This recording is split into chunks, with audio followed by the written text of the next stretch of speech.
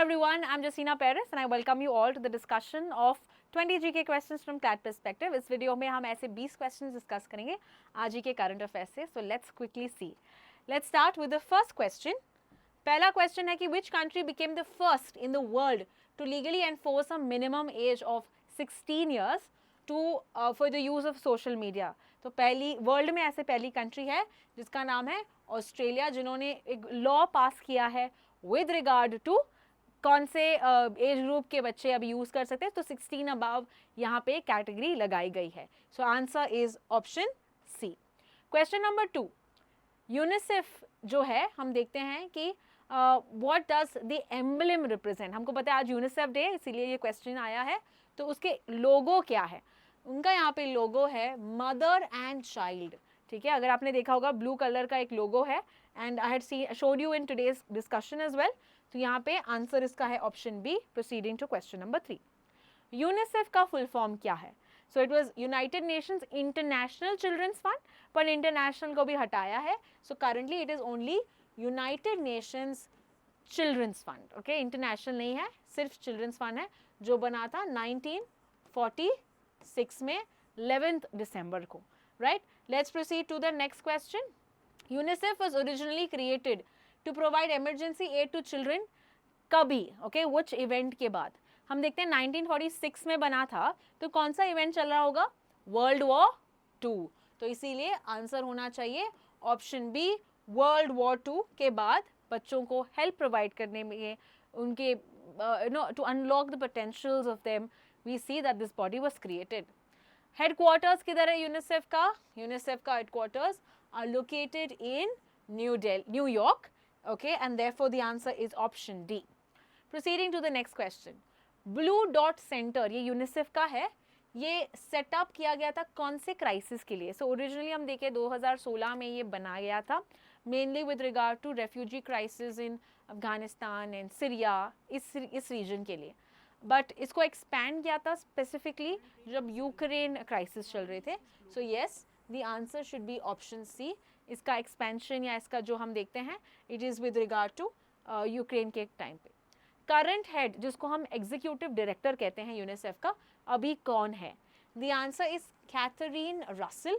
The पहला वाला जो है that is Maurice Pate, but अभी जो है 2022 से we have Catherine Russell itself. So answer is option D. Question number 8. UNESCO का इंटेंजिबल कल्चरल हेरिटेज साइट ये किस पे फोकस करता है?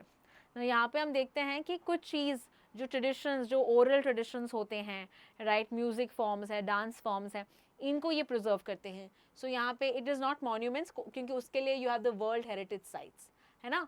तो यहाँ पे you have living tradition, practices and expressions. ये प्रिजर्व करने के लिए जो आप छू नहीं सकते, राइट, उसको हम बोलते हैं इंटेंजिबल. सो यहाँ पे option B is absolutely correct with regard to intangible cultural heritage site. Now ये कब कन्वेंशन अडॉप्ट हुआ? I have already explain in today's discussion as well कि 2003 में ओके ये डिस्कस हुआ था, और 2008 में इंडिया का पहला ऐसा साइट या इंडिया का पहला ऐसा intangible cultural heritage was selected. Can you tell me the name? I have also explain in today's daily news analysis which is India's first intangible cultural heritage. तो ये आपको कमेंट सेक्शन में बताना है. Proceeding to the next question, which is not one of the 5 domains of the UNESCO intangible cultural heritage. तो इसमें से 3 है, एक नहीं है. बता सकते हो कौन सा? ओरल ट्रेडिशन है, सोशल प्रैक्टिसेस है, क्राफ्ट्समैनशिप है, बट हिस्टोरिकल मॉन्यूमेंट ये नहीं है. तो आंसर इसका है, क्योंकि वो आएगा वर्ल्ड हेरिटेज साइट में, ठीक है, नॉट इन ICH. ICH अलग है. तो इसीलिए हम देखते हैं option C is the wrong answer, is the answer because it's not a domain. Proceeding to question number 11. कौन सा अभी recent entry है? The 16th entry इंडिया का recently कौन सा select हुआ है? Yes, it is दीपावली या Diwali, which is the 16th cultural intangible heritage. Question number 12. The World Income Inequality Report ये किस organization ने release किया है? The answer is World Inequality Lab. Okay, हम Paris Economic स्कूल से रिलेटेड है, ये यहाँ पे बनाते हैं. वर्ल्ड इनइक्वालिटी लैब देती है वर्ल्ड इनइक्वालिटी रिपोर्ट, जहाँ पे कह रहा है कि India is one of the most unequal, income inequality India में ज़्यादा है. Proceeding to question number 13, according to the World Income Inequality Report, top 10%, ये इंडिया की बात चल रही है, ये कहाँ कितना कैप्चर कर रहे हैं? The answer is 58%. Therefore, answer to the question is option C. Question number 14 देखते हैं. What percentage of wealth is owned by top 1%? 1% की बात करें, then it is having about 40% of India's income. तो इसीलिए आंसर इसका है option C. Proceeding to question number 15. Offshore mining blocks were carved out and excluding which of the following? Offshore mining blocks में कौन से regions नहीं होते? The answer is marine protected areas. Therefore, answer is इसका option B. Proceeding to question number 16. कितने marine protected areas हैं India में, या ये मिनिस्ट्री, एनवायरमेंट मिनिस्ट्री नोटिफाई किया, कितने ऐसे हैं? The answer is 130 sorry. So option D है 130. इतने marine protected areas हैं as given in our coastal states and union territories. Okay, तो इसका आंसर है option D. Proceeding to question number 17. Currently कौन है अर्थ साइंसेस का मिनिस्टर? ऐसे क्वेश्चंस आते हैं क्लैट में, तो आपको मिनिस्टर्स की भी जानकारी पता होनी चाहिए. The answer is doctor Jitendra Singh, who is the current minister of earth sciences.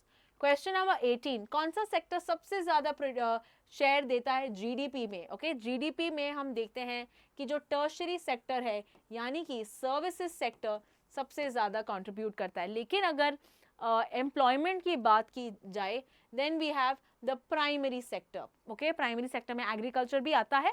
The primary sector is for jobs और फॉर एम्प्लॉयमेंट. तो इसका आंसर क्या है? जीडीपी में पूछा है, यानी पैसे कहाँ पे ज़्यादा मिलते हैं. So tertiary sector is mainly your financial sector, banking sector, hospitals, education, okay, tourism, ये सब आता है टर्शरी सेक्टर में. Question number 19. The chief information commissioner CIC, ये क्या, कौन सी टाइप ऑफ बॉडी है? Is it constitutional, statutory, is executive या एडवाइजरी? तो इसका आंसर है कि ये स्टैट्यूटरी बॉडी, बिकॉज ये लॉ से बनी है.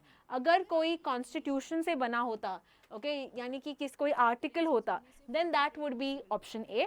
बट बिकॉज ये लॉ से बना है, the answer should be option B. Let's proceed to the last question. कि the Central Information Commission CIC was established under which act? कौन से act से बना है? ये बना है Right to Information Act से. Okay, and what is the criteria? What is the tenure of this? 65 years या 3 years, whichever is earlier. This is the tenure of a Chief Information Commissioner and Information Commissioners. तो ये था आज के 20 GK questions. I hope you have got all of them right. I will see you in the next video. Thank you so much for watching.